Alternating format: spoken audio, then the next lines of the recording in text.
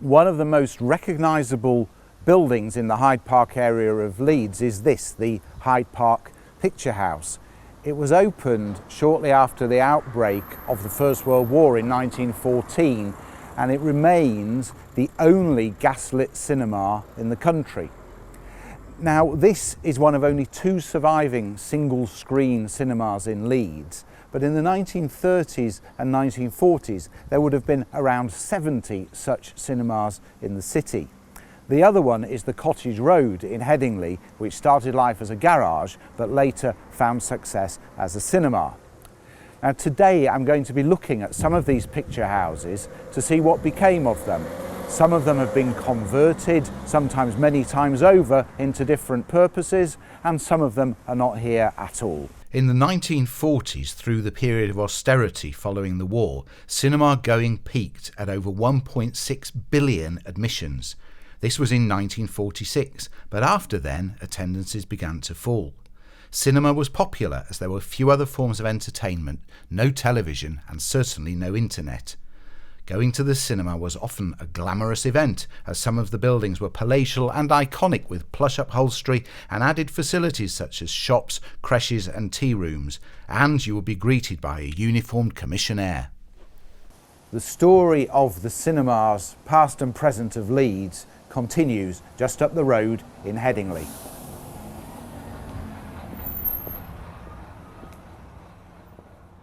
This doorway leads to a bar, but that was not always the case. Above this door used to be the words lounge and cinema, with posters advertising films hanging at either side. Now it's a bar, a supermarket and a dozen apartments.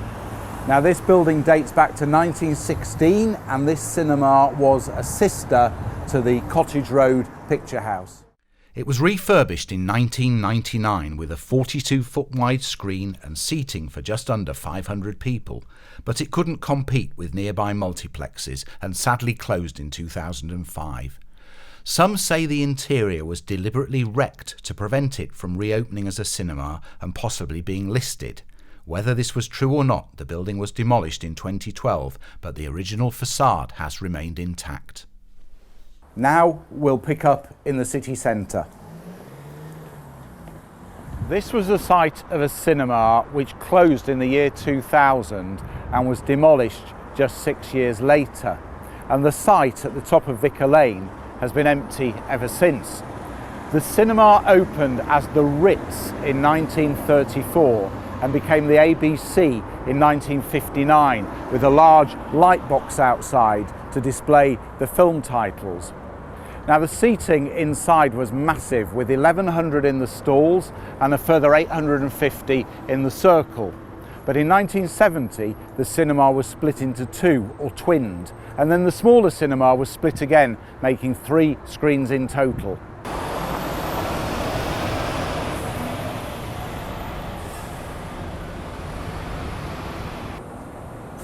This building is at the edge of the Grand Theatre building and is currently the box office for Opera North. But this grand ornate entrance gives a clue that something interesting was happening here at a previous time. Now this was built as the Assembly Rooms Concert Hall in 1898 with seating for 1,100 people, but within 10 years it had become a cinema. And from 1958, that cinema was called the Plaza, with the seating reduced to 800. It started out as a regular cinema, but by the 1970s it had become a venue where adult films were shown. This building closed as a cinema in 1985 and has once again been turned into a concert venue, fully restored as the 300-seat Howard Assembly Room. At the end of the next corner is a large branch of Sports Direct. Now many will remember this 1932 listed building as the Odeon. It started life as the Paramount Theatre, a plush venue which attracted more than 1 million visitors in its first year. And the specification included a Wurlitzer organ at a cost of £20,000. That's £1.25 million in today's money.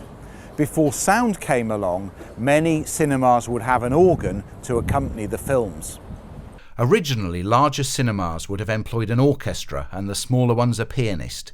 Cinema organs evolved to replace both and were not only electrically powered pipe organs, but could also make percussive noises and some sound effects. Once the talkies came along, the organs were used as performance instruments in their own right. The cinema was renamed the Odeon in 1940, and it was used for showing films as well as for concerts. In fact, the Beatles played here twice in 1963.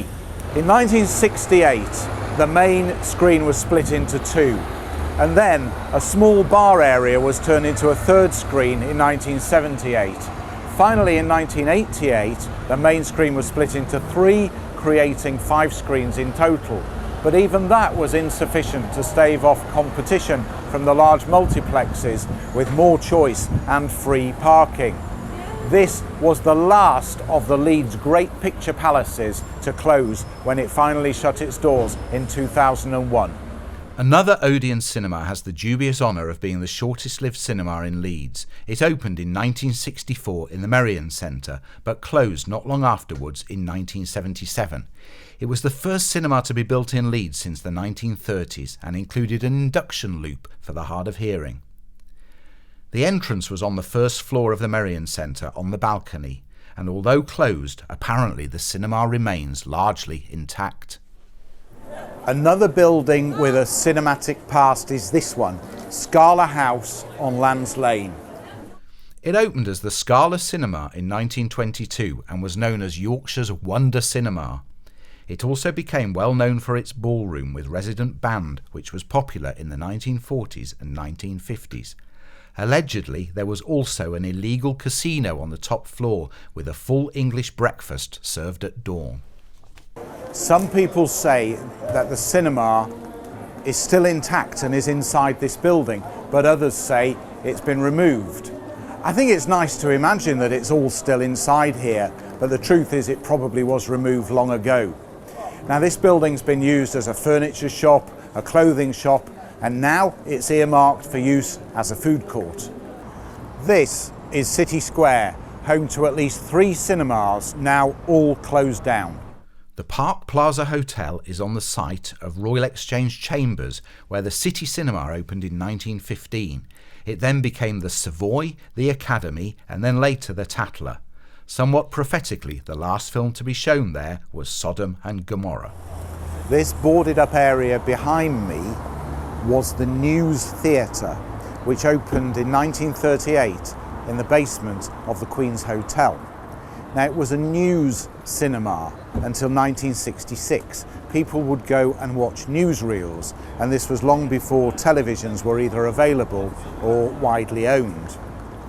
In 1969, it too became the Tatler and was used for showing erotic films before switching to a more subtle programme before closing down.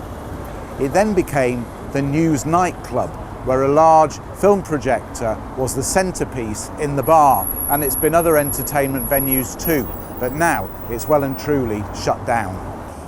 This magnificent building was opened as the Majestic Cinema and Ballroom in 1922, and 50,000 people attended in the first week. The cinema would seat 2,500 people who would watch films accompanied by a full symphony orchestra. The ballroom was in the basement, and there was also a restaurant. In 1969, films stopped being shown here in 1969, around the same time that the screen at the Odeon was twinned.